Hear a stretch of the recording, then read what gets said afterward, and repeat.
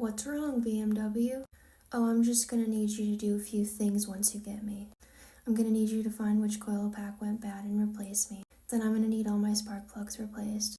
Then I'm gonna need my fuel injector replaced and coated. Then I'm gonna need my wheel speed sensors replaced. Then I'm gonna need my oil filter housing gasket replaced. Then I'm gonna need a lot of my hosing and whatnot going into my cooling system replaced because it's going to burst because it's so old. It's going to literally just burst into little pieces of rubber. Then the top's going to start leaking. Oh, the person before you didn't take care of your convertible seal top, or your seals on your convertible top, I should say. We'll get some gummy pledge, clean it with a nice little rag, get it nice and clean, use some water, and then apply a bunch of gummy pledge to it and hope that it'll get a little bit of its life left. Oh, you're still leaking, BMW? Oh, putting rags in there isn't enough to suffice any longer, BMW? Oh, the door's starting to rattle, and I'm pretty sure some of the things that hold the door on need to be replaced. The hinges, I should say. Oh, the AC needs to be recharged. God, let's hope that the AC only needs to be recharged and flushed, and that realistically it doesn't need another component, because that would really suck to find out something's leaking. Oh, once you're under power and you finally are making power because we've done all this shit to you, the back tire is going to go pfft. 2 used Michelin's, BMW, on the rear? Oh, what's that? The serpentine belt? Well, you can't have that. You know what happens when your serpentine belt snippety snaps, it goes right in the engine. Thankfully, it was only the belt and none of the pulleys. Oh, wait, because we had to replace the main upper radiator hose for the cooling system, we had to do an entire coolant flush. Very cheap. Not. Oh, there's no brakes left, BMW? Well, I'm going to drive you as much as I can until I still have dust stained on my rims. Brakes done. Oh, you're bottomed out, BMW? Guess I'm going to have to do the alignment. Well, first, the suspension. You guys, this car, I love it, but I will genuinely say, if you are not in a good financial spot, these cars will fucking ruin your life. They will enhance your life so much because of the driving experience, and I will give them that.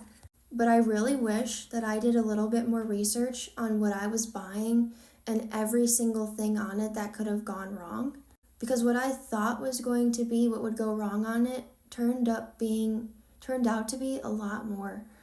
And mind you, the car sat. It didn't get maintenance for a while, and then before those few years it sat, it was getting serviced at BMW, whatever that means, depending on the dealership. My point is be careful with your money. Be careful about the decisions you make. Because what I thought was going to be a very good financial decision, the year of the car I bought and the mileage it had and the one owner and knowing its history on it, it's turning out to be something bigger than I can bite off. And when I say that, that doesn't mean that I don't have money saved so I can pay for all this. It's the point that I didn't project spending this much money on this car and to still be this frustrated with it. I really thought by right now, everything I'd be doing would have to do with putting, a new exhaust system on it and maybe giving it a stage 1 tune, maybe upgrading the intercooler on it. But this shit's actually getting to me. And even if you have the money saved, you have to be good with your money. Blowing all this money that you've saved, it puts it to no use if you're trying to put it into other stuff, whether it be the stock market, whether it be buying a house, whether it be, medical stuff you need to get done, whatever it is, whether it be an emergency fund. I don't know, you guys. I wish I could go back and make another decision. And maybe at some point I'll be like, oh, I don't mean that, Oh, I love this car. I'm glad I have it. And a lot of me is. The car is the one thing I have outside of the dog. The car is the one thing I have that's like a huge hobby and thing that I enjoy. But you genuinely get to a point where you're very overwhelmed. And I feel like I'm flushing away money that I've worked very hard for.